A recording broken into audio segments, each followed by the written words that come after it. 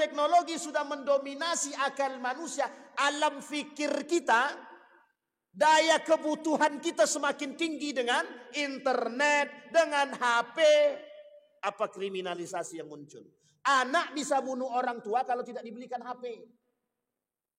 Orang tua, istri bisa membunuh suami hanya gara-gara HP-nya dipegang oleh suami.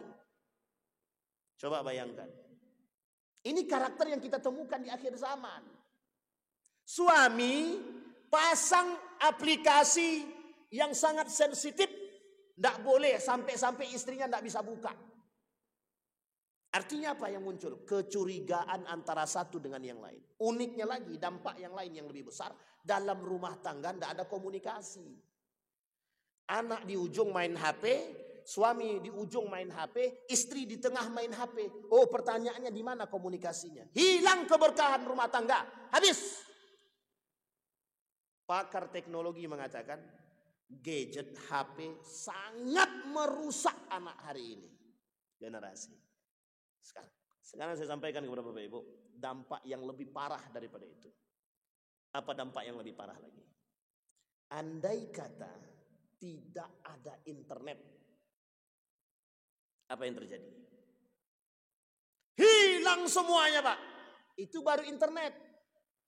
Sekarang kalau lampu ini mati, kelak sebelum datangnya hari kiamat, masanya nanti listrik itu tidak berfungsi sama sekali selama 40 hari. Bapak bayangkan ketika kebutuhan kita pada sesuatu yang sangat kita butuhkan, tiba-tiba Allah hapus. Orang-orang akan menjadi gila.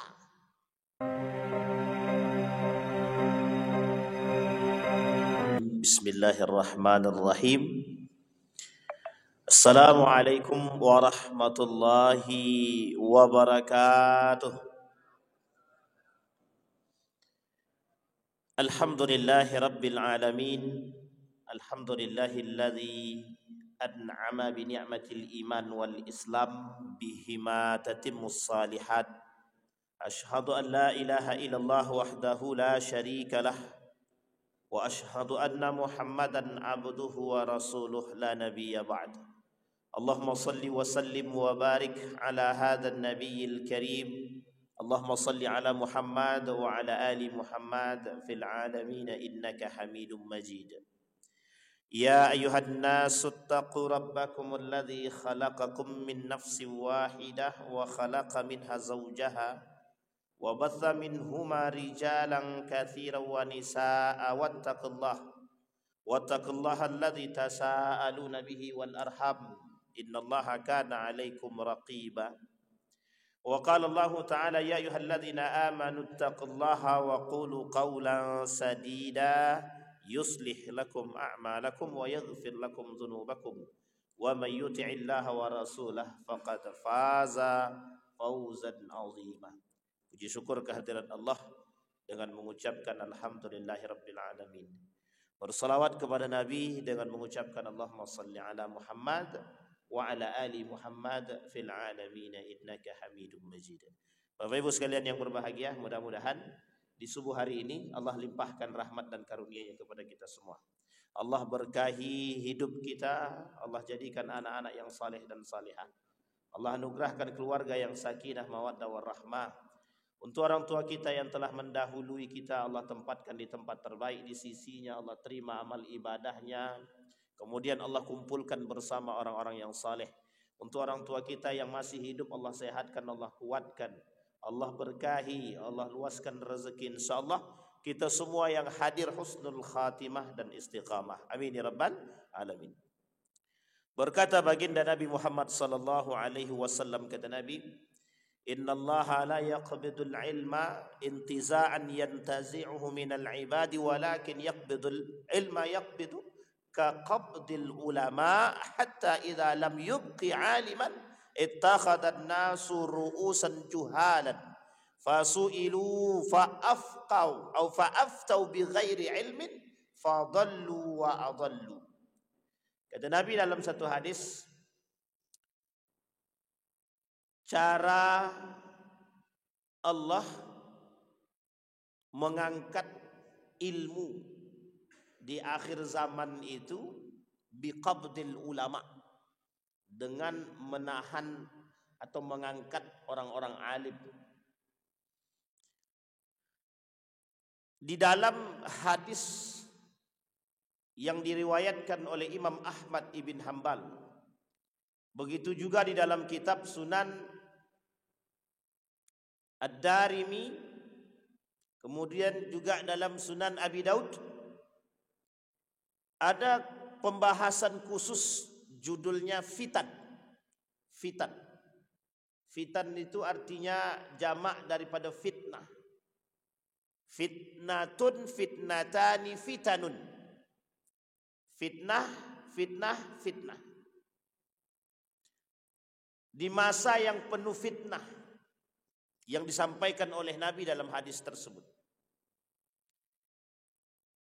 Ketika baginda Nabi Muhammad SAW lahir, di dalam kitab Armageddon dituliskan bahwa salah satu tanda datangnya akhir zaman adalah dengan lahirnya baginda Nabi Muhammad SAW. Wafatnya Nabi, nubuwatnya Nabi, diangkatnya Nabi menjadi Nabi, dan meninggalnya Nabi masuk dalam salah satu tanda-tanda akhir zaman. Sehingga disandarkan kepada Nabi bahwa Nabi Muhammad SAW Nabi akhir zaman. Ini kenapa bahasa nubuat yang disampaikan kepada Nabi tadi, kok Nabi ini Nabi akhir zaman? Karena semua persoalan-persoalan itu yang kelak kata Nabi 1400 tahun yang lalu, apa yang disampaikan oleh Nabi menjadi sebuah bukti dan kenyataan. Taruhlah Nabi berkata di dalam hadis yang lain, taqarabuz zaman, kata Nabi. Salah satu tanda akhir zaman itu, waktu itu semakin dekat. 1 tahun serasa 1 bulan. 1 bulan terasa 1 pekan. 1 pekan terasa 1 hari. Dan 1 hari itu tak terasa. Kok dah mau hari Ahad aja? Padahal baru hari Ahad yang kemarin. Ini bukan praduga, ini bukan prasangka, tapi memang kata Nabi, yataqarabuz zaman. Waktu itu akan terasa semakin dekat dan semakin cepat, seolah-olah berjalan dengan cepat. Di dalam persoalan-persoalan ini, menukil dari pernyataan Ustaz Hadi Hidayat, setidaknya kata Ustaz Hadi Hidayat ada 5 karakter tanda akhir zaman yang kalau 5 tanda ini muncul di antara sekian banyak tanda, kalau 5 tanda ini muncul, maka bersiaplah bahwa Anda berada di akhir zaman, atau bukan persoalan akhir zamannya. Kalau itu terjadi dalam 5 perkara, yang pertama, apa yang Anda buat, Anda bersikap seperti apa, dan Anda posisinya di mana, di tahun apa, seperti apa. Nah, ini poin penting yang untuk kita sampaikan. Ini bukan persoalan akhir zamannya.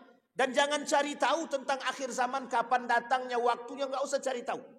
Yang perlu kita cari tahu adalah Anda harus seperti apa, berada di tahun seperti apa, kondisinya seperti apa sikap yang harus kita buat sebagai seorang mukmin. Karena kalau kita kaji tanggalnya, kalau kita kaji hadisnya, kejadian yang dikatakan oleh Nabi pasti akan terjadi, tidak bisa dihindarkan. Itu sudah pasti, Pak.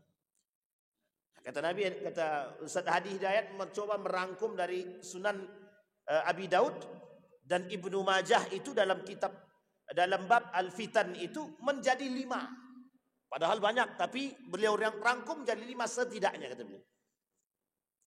Di dalam poin yang 5 tadi, ada satu pernyataan di dalam Al-Quran yang harus kita imani. Inna sa'ata atiyatun la raiba fih. Kiamat itu pasti datang tanpa ada keraguan. Hanya saja kita butuh tanda-tanda. Kenapa Allah turunkan tanda-tanda kiamat kepada kita? Biar kita ini siap. Biar kita ini bersiap. Tapi kalau tak bersiap bagaimana? Ada dua kemungkinan. Mata 'alal kufri amma ta'alal musyrikin amma ta'alal munafiqin wal fasiqin. Mati dalam keadaan kafir atau musyrik, atau mati dalam keadaan munafik ataupun dalam keadaan fasik. Bapak Ibu tinggal pilih saja. Mau mati dalam keadaan mana? Berimankah? Kufurkah? Fasikkah? Musyrikkah? Munafikkah? Itu tergantung pada pilihan kita masing-masing. Disinilah Bapak Ibu, kenapa penting kita mengkaji kondisi-kondisi akhir zaman agar kita bisa mempersiapkan diri. Yang pertama, dari 5 karakter yang disampaikan Ustaz Adi Hidayat. Yang pertama, innallaha yaqbidul ilma intiza'an yantazi'uhu. Dicabutnya oleh Allah ilmu. Makna ini oleh para ulama hadis banyak, tidak satu. Bukan fisika hilang, kimia hilang, teknik hilang, kedokteran hilang, bukan. Yang dimaksud dengan yakbidul ilma, dicabutnya ilmu oleh Allah itu biqabdil ulama, dengan mencabut orang alim. Dimatikan satu demi satu. Dimatikan satu demi satu. Kita terjemahkan dulu perkataan biqabdil ulama. Allah mencabut ilmu, bukan mencabut ilmu-ilmu itu, bukan. Bukan Allah hilangkan, bukan. Tapi yang Allah cabut adalah ulama, orang alim.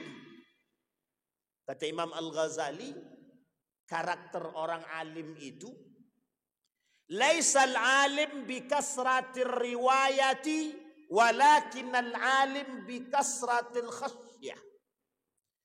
Karakter orang alim itu bukan banyak baca buku, bukan banyak riwayat yang disampaikan, tapi seberapa takut dia dengan Allah. Ilmu digandeng dengan ketakwaan. Ilmu digandeng dengan ketakwaan. Bahasa sederhananya, ilmu dengan iman. Bukan ilmu sendiri, iman sendiri. Kita lihat, kita pisahkan satu-satu apa yang terjadi dan kita lihat faktanya. Ilmu tanpa iman. Banyak orang berilmu tidak berilman, ilmu yang dia pakai untuk mendustakan orang. Ilmu yang dia pakai untuk mencari dunia dia. Kata Imam An-Nawawi, orang berilmu tanpa beriman, dia gunakan ilmu itu mencari dunia saja. Nah, kita ambil contoh. Banyak orang berilmu, tapi karena tidak punya iman, dia menipu orang dengan ilmunya. Seolah-olah karena orang yang tadi dianggap bodoh, dia berilmu, dia gunakan ilmu tadi manipulatif, memanipulasi. Apa yang terjadi? Cari duit dengan ilmu. Lisan berilmu tapi tak berakhlak, tak beriman. Akhirnya yang dijual ilmunya. Satu. Yang kedua, orang beriman tanpa ilmu. Oh, ini bahaya. Kata Allah dalam Al-Quran, kalau ada orang beribadah tanpa ilmu, itu masalah. Makanya Bapak Ibu mohon maaf ya, di akhir zaman itu nanti, di akhir zaman akan banyak bermunculan orang-orang seperti Walid. Walid Dewi. Bapak Ibu kan sering nonton tuh, lewat tuh. Itu bukan cerita Pak, itu bukan fiktif, nyata. Apalagi di negara Republik Indonesia ini Pak, banyak aliran sesat itu banyak. Itu karena apa? Tidak punya ilmu, tidak punya iman juga. Atau kadang-kadang beribadah tanpa ada ilmunya. Orang beribadah tanpa ilmu sesat dan menyesatkan. Wa dhalun wa adhal. Kita ambil contoh sederhana. Kalau dia beriman kepada Allah, atau maaf, kalau dia berilmu, maka ibadah yang dia lakukan pasti ada dasarnya, Pak. Pasti ada dasar. Sekarang mana dasarnya? Seorang pemimpin majelis laki-laki boleh mencium istri orang. Cari dalilnya, Pak. Kalau ada dalilnya kita lakukan sama-sama. Tidak ada, Pak. Jangankan hadisnya lemah, palsu pun tak ada. Karena hukumnya haram. Berpegangan tangan laki-laki dan perempuan saja haram.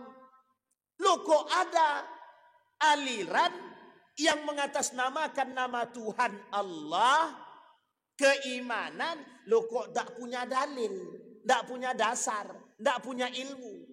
Sesat dan menyesatkan. Ini saya kasih tahu, saya bocorkan sama Bapak Ibu. Dulu Bapak Ibu, di salah satu daerah di Indonesia ini, ada kelompok sholat tanpa sehelai benang pun. Cari dalilnya. Jangan, tidak usah yang sahih, yang palsu saja cari. Di mana dalilnya orang sholat tanpa sehelai benang pun? Coba bayangkan. Ini kalau kita kaji aliran sesat ini banyak, Pak. Kami dah berapa kali keliling itu tentang aliran sesat. Wow, banyak yang komentarnya itu, Pak. Karena memang itu yang terjadi. Sesat dan menyesatkan. Dhalun wa adl. Makanya perlu digandeng. Ilmu dengan iman ini harus. Orang berilmu tanpa iman bablas, Pak. Bablas. Kata Nabi dalam hadis, kata Allah dalam Al-Quran begini. Wa minan nasi may yu'jibuka qawluhu fil hayatid dunya. Orang berilmu tapi tak beriman, lisannya ini seolah-olah bisa atau mampu membuat orang lain terhipnotis dengan kalimat dia, dengan bahasa dia. Betul apa salah? Kita tengok. Wih, dia saja yang bergelar profesor, tidak sholat. Berarti tandanya itu ilmunya bagus. Tahu dia, itu yang kita ikut. Bergelar profesor mengatakan bahwa agama ini musuh negara. Di mana letaknya? Logikanya di mana? Profesor bergelar lulusan luar negeri, dia kata bahwa agama musuh negara. Itu kalau tak punya iman. Tapi uniknya pengikutnya banyak. Kita ambil contoh aliran sesat yang lain. Sebenarnya saya tak mau katakan ini aliran sesat, tapi bagian daripada kesesatan. Di mana ada kajian-kajian yang ada jogetnya, yang ada main rebananya, lebih penting jogetnya daripada kajiannya. Cari, Pak.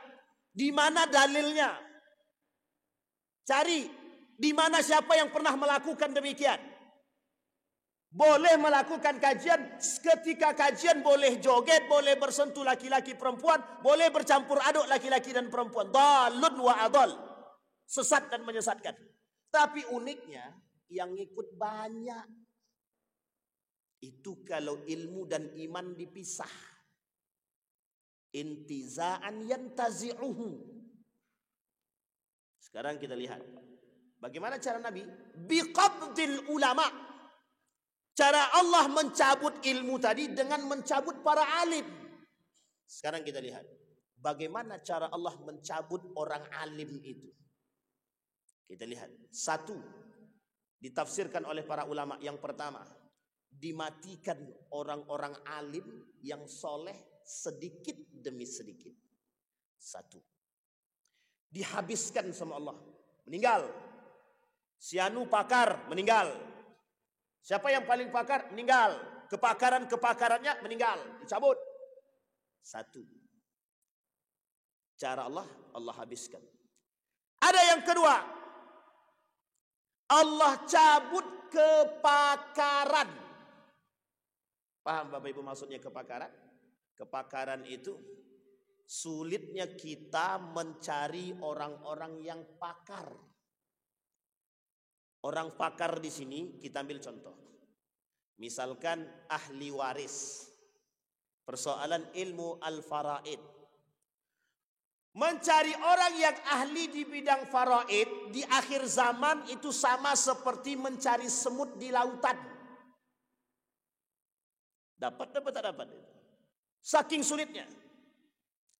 Mencari orang yang ahli fikih, yang tawadhu, yang beriman di akhir zaman sulit. Sangat sulit kita temukan. Di akhir zaman. Itu sangat sulit. Tapi, ada tapinya. Mencari orang yang khutbah, penceramah, banyak. Banyak. Bertebaran, Pak. Bertebaran. Cara yang kedua Allah matikan ilmu tadi dengan mencabut kepakaran. Sekarang kita lihat. Betul tidak perkataan saya ini? Atau perkataan baginda Nabi Muhammad SAW. Kita lihat. Yang paling banyak tenar itu yang ahlinya atau yang penceramahnya? Penceramah atau yang ahli? Yang paling banyak tenar. Pimpinan-pimpinan pesantren ternama yang berilmu, yang hebat, yang mana yang kita kenal hari ini? Ada Pak, sedikit. Saya kasih tahu Bapak Ibu. Ada seorang ahli Al-Quran, hafal Al-Quran 30 juz, bersanad, sanadnya banyak. Kemudian pakar betul dalam ilmu-ilmu Al-Quran. Sayangnya Pak, tidak punya kamera, tidak punya TikTok, tidak punya YouTube, dan tidak punya yang lain. Akhirnya kita nggak kenal Pak, tidak kenal siapa dia. Yang kita kenal justru yang lain. Yang orang yang datang belakangan menganggap menjadi seorang yang berilmu. Orang berilmu itu, saya punya guru ahli di bidangnya Pak. Allah cabut, Allah dah meninggal dia. Profesor Dr. Haji Yunahar Ilyas. Itu dikenal betul Pak. Baik di sini, di Indonesia maupun di luar. Itu dikenal sebagai ahli ilmu Al-Quran. Tapi uniknya, beliau sudah meninggal. Begitu cepat Allah cabut ilmu. Apanya? Orangnya. Orang Allah meninggalkan. Allah cabut, Allah wafatkan dia.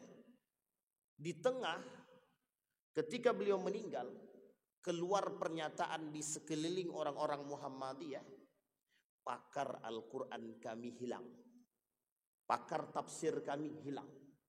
Begitu juga di sekeliling majelis ulama Indonesia. Kenapa begitu? Karena yang dibutuhkan itu yang disebut dengan alim tadi, selain daripada dia berilmu yang tinggi, tapi dia punya tingkat rasa takut kepada Allahnya tinggi, khasyah. Oh, kalau cuma sekedar pandai beriwayat, banyak Pak, banyak. Orang seperti Gus Baha, baru-baru sekarang kita tahu Pak. 2 tahun belakangan pernah kita lihat beliau. Tidak pernah Pak. Cuma ada orang yang berniat baik dan bermaksud baik. Datang. Gus, sampean niku wong alim. Ilmunya akeh, banyak. Perlu didengar orang banyak. Universitas Islam Indonesia membuka itu Pak. Izin sama Gus Baha, Gus, ilmunya jenengan mau kami sebarkan melalui media. Awalnya beliau ragu, takut. Akhirnya apa? Beliau katakan silahkan. Itu yang paling penting. Yang paling penting itu di situ. Cara Allah mencabut ilmu tadi dengan mencabut kepakaran daripada orang lain. Sulit kita mencari orang yang betul-betul pakar, tapi yang mengaku punya pakar banyak. Yang mengaku pakar tuh banyak. Aku ini pakar arkeologi.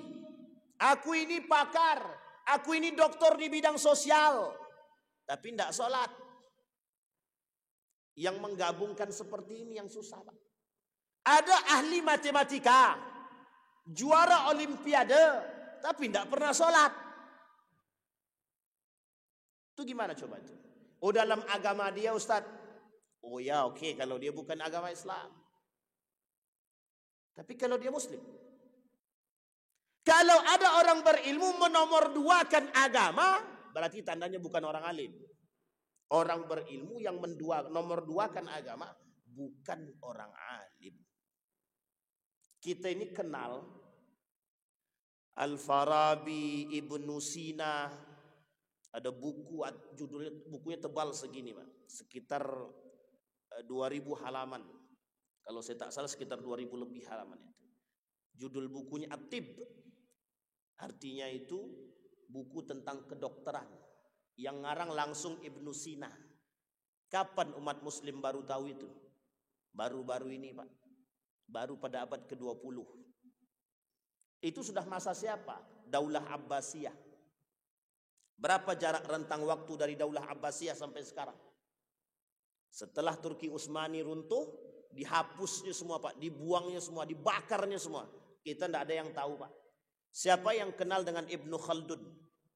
Ibnu Khaldun itu, Pak, bapak sosialis. Bapak sosialis. Bukan Karl Marx yang didengar, yang dikenal oleh para ahli filsafat sekarang. Bukan. Ahli sosial itu bukan Karl Marx, tapi Ibnu Khaldun. Menulis buku judulnya Muqaddimah. Tebal. Sebegini. Muslim kah dia? Muslim. Apakah dia langsung cerdas begitu? Tidak. Apa landasan kecerdasan dia? Al-Quran. Agama nomor 1, ilmu yang lain mengikut. Ibnu Rushdi yang menulis buku Bidayatul Mujtahid wa Nihayatul Muqtasid yang dibaca di pondok-pondok. Perkiraan orang pondok, Ibnu Rushdi ini pakar Al-Quran, pakar fikih. Bukan. Ahli fisika dan ahli kimia. Tapi sebelum dia jadi ahli fisika dan kimia, dia jadi ahli Al-Quran. Sekarang kuncinya di situ, Pak. Dicabut. Loh, kok bisa Allah cabut sekarang kepakaran? Dan bagaimana caranya? Cara Allah menghilangkan kepakaran itu, dimunculkanlah orang-orang munafik di tengah umat muslim yang mencoba memisahkan antara agama dengan ilmu. Yang mencoba memisahkan agama dengan kehidupan, dengan politik dan lain sebagainya. Dipisah. Sehingga mohon maaf, yang lahir ke muka bumi ini orang-orang yang lisannya afqah tapi imannya tak ada. Itu yang ditakutkan. Yang ketiga, cara Allah mencabut ilmu. Tadi dengan qabdul ulama, dan cara Allah mematikan ulama. Yang pertama dengan mematikan ulama, yang kedua dengan kepakarannya, yang ketiga tidak bisa didengar, sulit mengakses. Kita semua ini sulit mengakses mana orang-orang yang alim itu. Dan kita di akhir zaman sulit membedakan mana yang benar-benar alim soleh dan mana yang pura-pura soleh. Yang ditampakkan oleh media itu bukan orang yang beramal soleh, tapi beramal salah. Yang ditampakkan oleh media. Kita ambil contoh. Ada seorang yang dianggap alim. Kemudian bagi-bagi uang, lempar-lempar sana, lempar sini. Misal ini contoh saja. Kira-kira dalam tradisi akhlaknya Nabi ada enggak begitu? Enggak ada, Pak. Artinya perkataan Nabi pada poin yang pertama ini terbukti apa tidak? Terbukti. Kalau perkataan Nabi terbukti pada poin yang pertama, berarti Nabi betul apa salah? Nabi benar. Sekarang pertanyaannya, kita yakin enggak itu? Yakin. Di sini kita yakin. Tapi kita tetap ngikut enggak orang-orang seperti itu? Sebagian di antara kita masih ngikut. Dan uniknya, orang munafik masih kita kasih ruang untuk berbicara. Di tengah siapa? Di tengah umat muslim. Itu yang pertama. Sekarang kita masuk yang kedua. Tanda yang pertama tadi, biqabdil yaqbidul ilmah.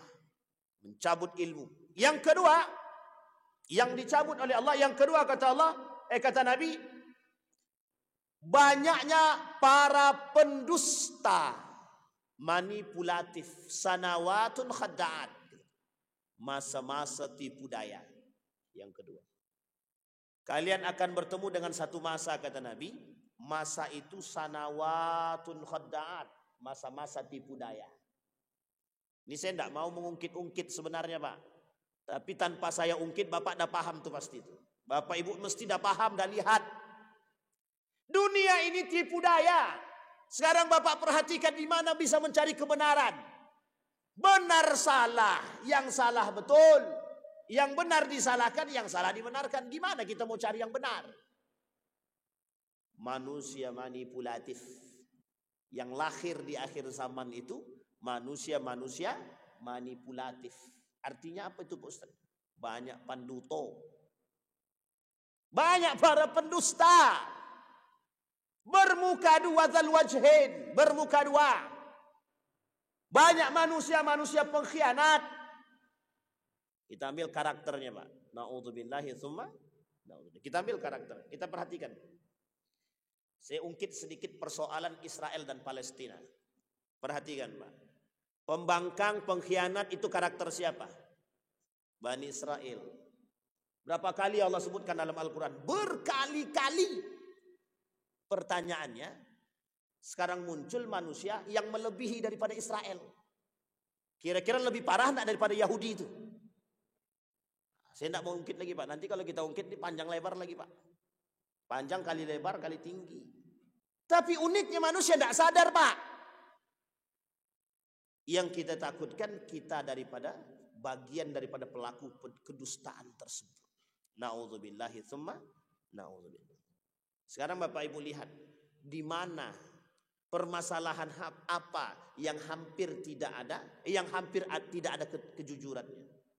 Hampir semua persoalan. Persoalan politik. Pertanyaan saya, mana politik yang jujur? Cari Pak. Persoalan hukum hampir dipermainkan. Persoalan keadilan hampir tidak ada keadilan. Di mana letaknya Pak? Dusta semua. Persoalan dusta semua.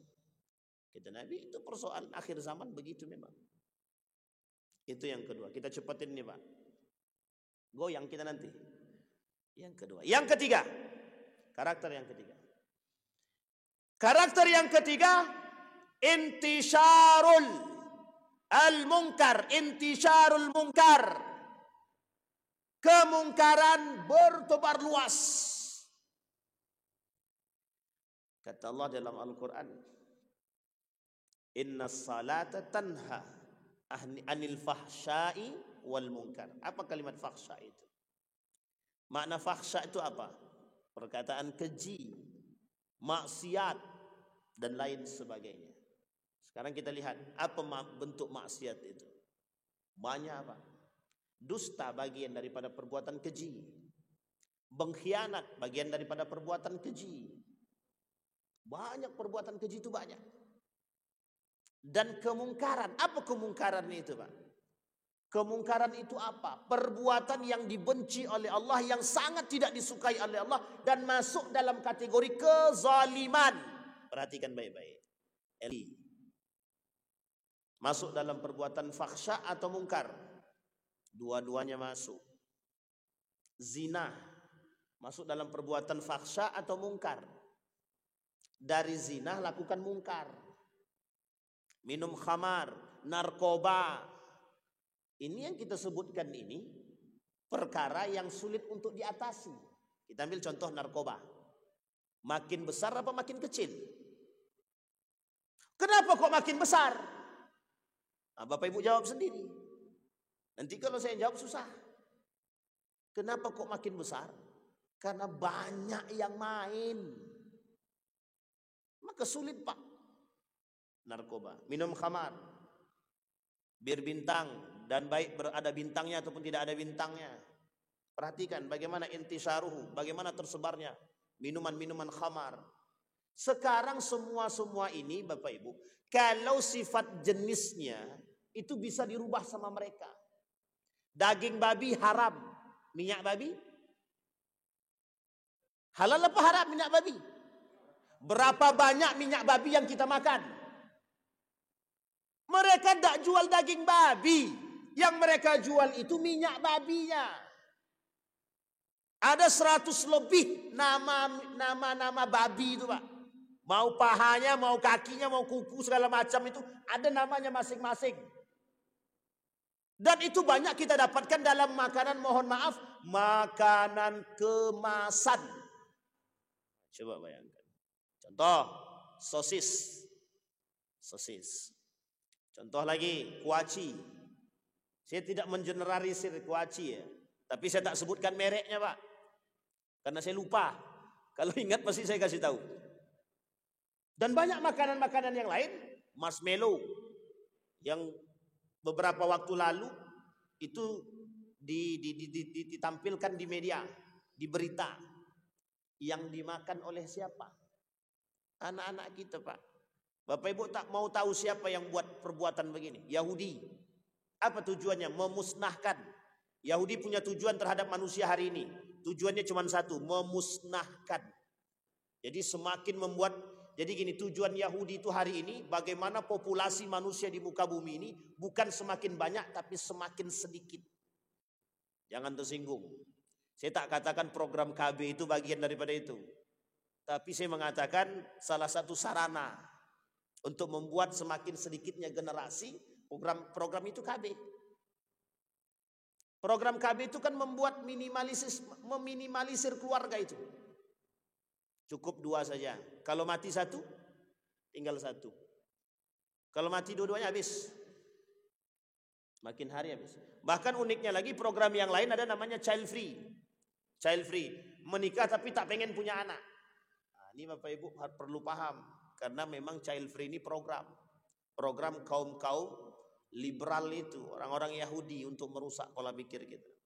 Nah, kembali kepada poin. Yang pertama tadi. Apa caranya?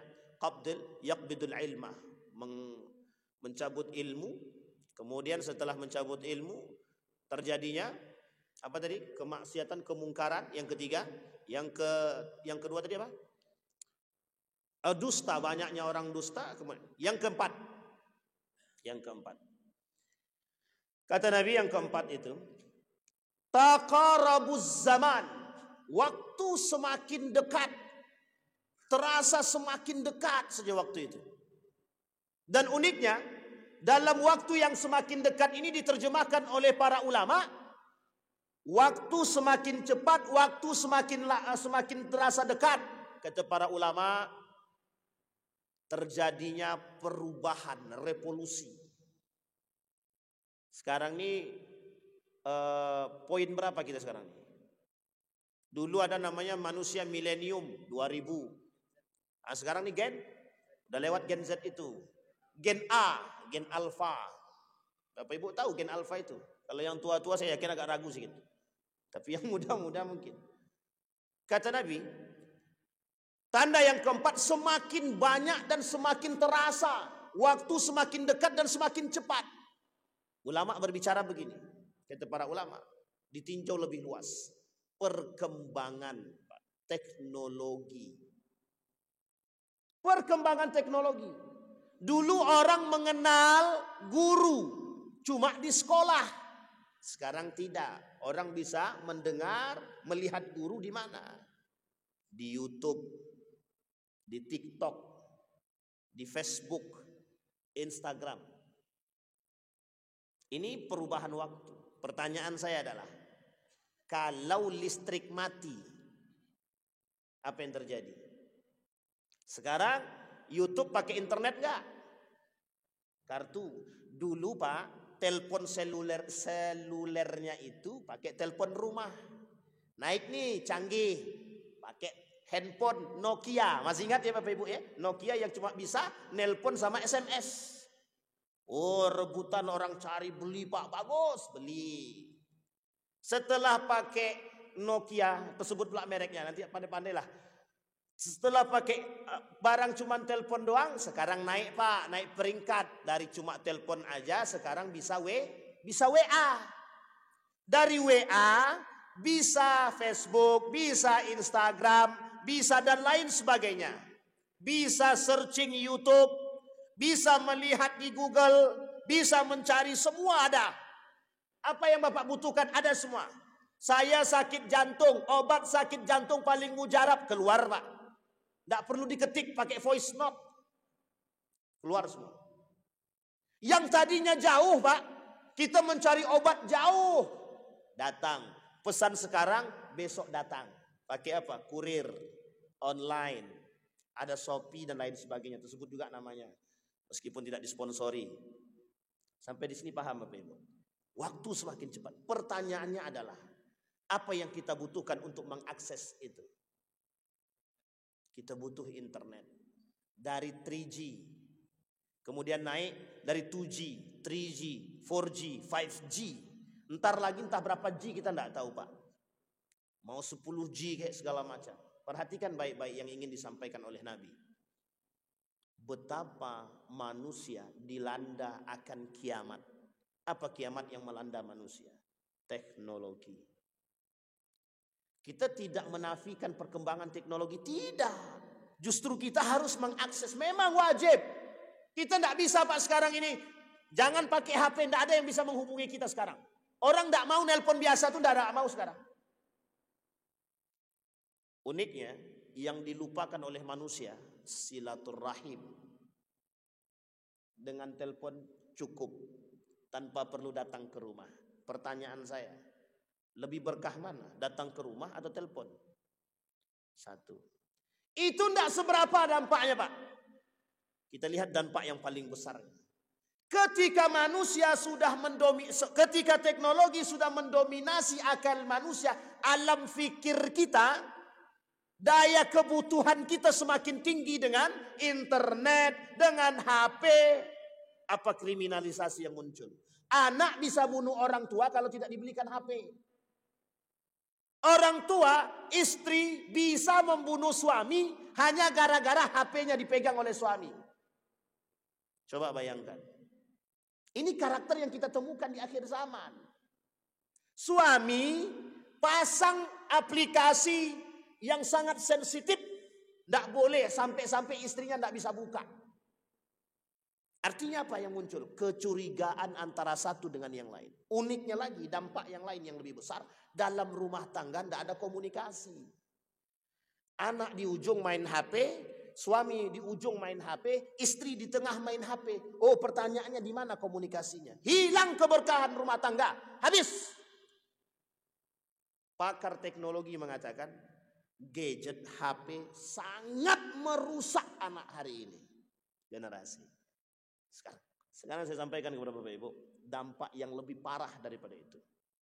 Apa dampak yang lebih parah lagi? Andai kata tidak ada internet,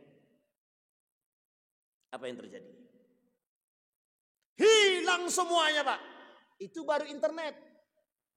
Sekarang kalau lampu ini mati, kelak sebelum datangnya hari kiamat, di akhir zaman itu Pak, nanti kita akan masuk pada masanya.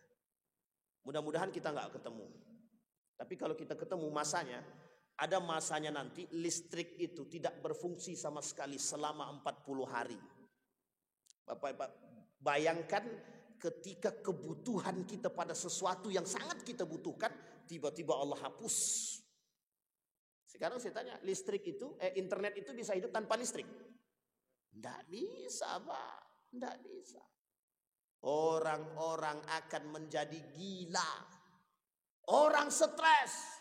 Semua menjadi gila. Yang punya kebutuhan. Sekarang orang cari duit lewat mana? Facebook, YouTube dan lain sebagainya. Ketika listrik mati, tak bisa akses apapun.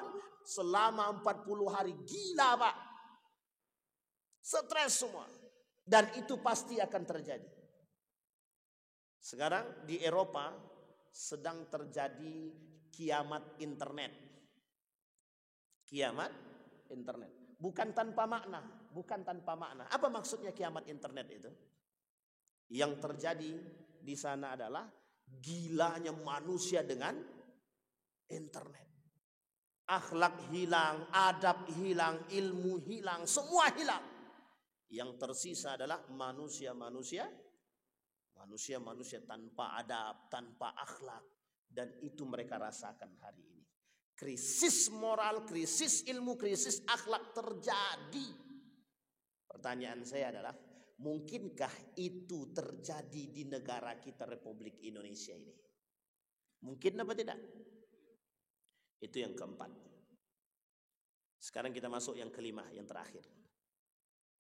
Kata Nabi, yang kelima itu, semakin terasa perperangan muncul di sana sini. Ghazawatun, akan terjadi terus perperangan. Satu tempat yang lain perang terus yang tiada henti. Gejolak yang tiada henti. Kalau kalian temukan itu kata Nabi, maka bersiaplah. Persiapkan diri. Nah, sekarang kita lihat Bapak Ibu. Palestina, Israel. Israel, Turki. Israel, Yaman. Saudi Arabia tidak akur. Kemudian dengan Iran berkelahi. Amerika dengan beberapa negara. Di mana-mana perang. Suriah, penggulingan dan penaklukan sudah selesai. Kemudian Pakistan dan India. Kita lihat Pak, konflik-konflik penyebabnya apa? Satu, politik. Yang kedua, ekonomi. Yang ketiga, tanah kekuasaan, tanah nenek moyang. Israel Palestina claiming. Bagaimana mengklaim ini tanah kami? Orang Palestina mempertahankan.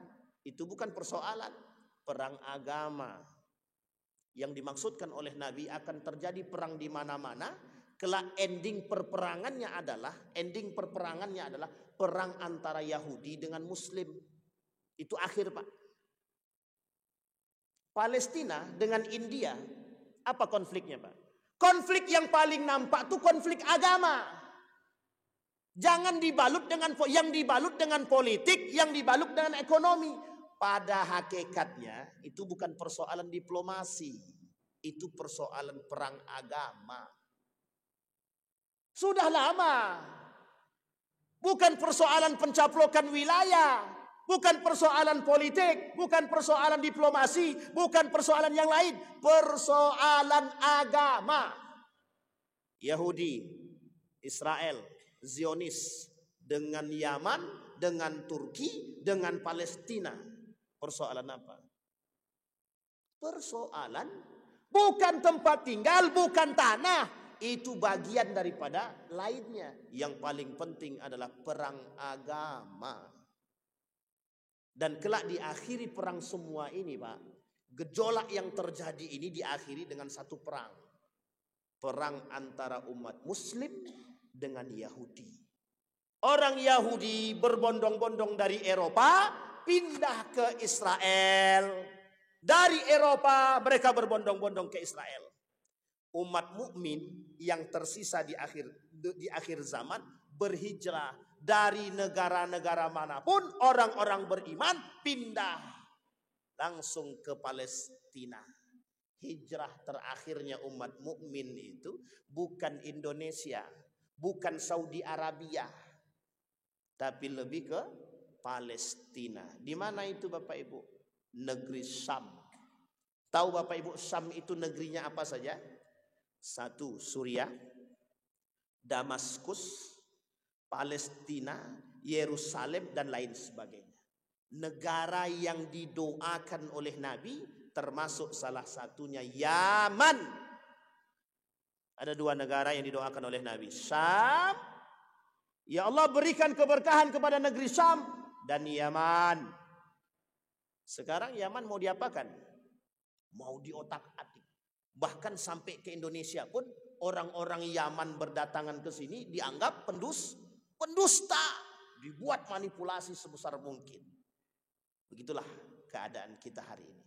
Ini semua Bapak Ibu sekalian yang berbahagia, nubuat baginda Nabi Muhammad sallallahu alaihi wasallam. Saya tak sampaikan setiap poin tadi secara detail, tapi secara tidak langsung kita sudah sampaikan poin utamanya. Tapi kata Nabi, persoalan itu sekarang kita lihat, kita buktikan sendiri. Tidak perlu kita pakai data Pak. Datanya mana Pak Ustadz? Mana data-datanya? Kuantitatifnya mana? Kualitatif? Nggak butuh. Tengok sekarang, lihat sendiri. Kemungkaran mana yang tidak terjadi? Riba saja sampai hari ini ada yang bisa ngatasin? Nggak ada, Pak. Narkoba saja ada yang bisa ngatasin. Sampai hari ini justru semakin lebar, semakin luas. Itu semakin berbahaya di Indonesia. Nggak usah jauh-jauh lah, ngapain ke Indonesia? Di Pekanbaru. Tanggal 25 April yang lalu. Ini berita terbaru, 25 April yang lalu. Ini bagian daripada faksha atau bukan? Bagian daripada faksha. Keji sangat. Anak sekolah keluar beritanya, Pak, di harian. Apa beritanya? Persoalan LGBT-nya yang melaporkan tidak bisa membuktikan, padahal nyata, kemudian dia yang ditangkap. Jangan salah. LGBT berbahaya, Pak. Berbahaya, sangat berbahaya, sangat berbahaya. LGBT sangat berbahaya. Nah, kembali kepada poin kita. Dari yang 5 poin yang kita sampaikan, Bapak Ibu sekalian yang berbahagia. Yang pertama yang ingin kita sampaikan, yang pertama, ketika Allah mengatakan mencabut ilmu dengan model yang kita sampaikan, yang 3 model tadi, mencabut orang alim, maka apa yang harus kita lakukan? Sikap seorang muslim, hadirkan generasi-generasi yang berilmu dan beriman.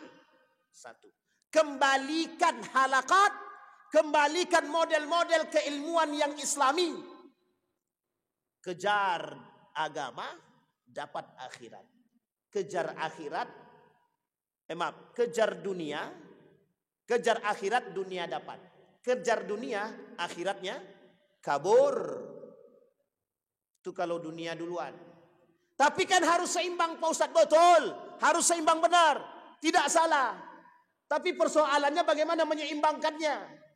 Akhirat dulu atau dunia dulu? Dari sekian banyak para ilmuwan muslim itu, hampir tidak ada satupun di antara mereka yang tidak hafal Quran. Hampir tidak ada satupun di antara mereka yang tidak hafal Quran.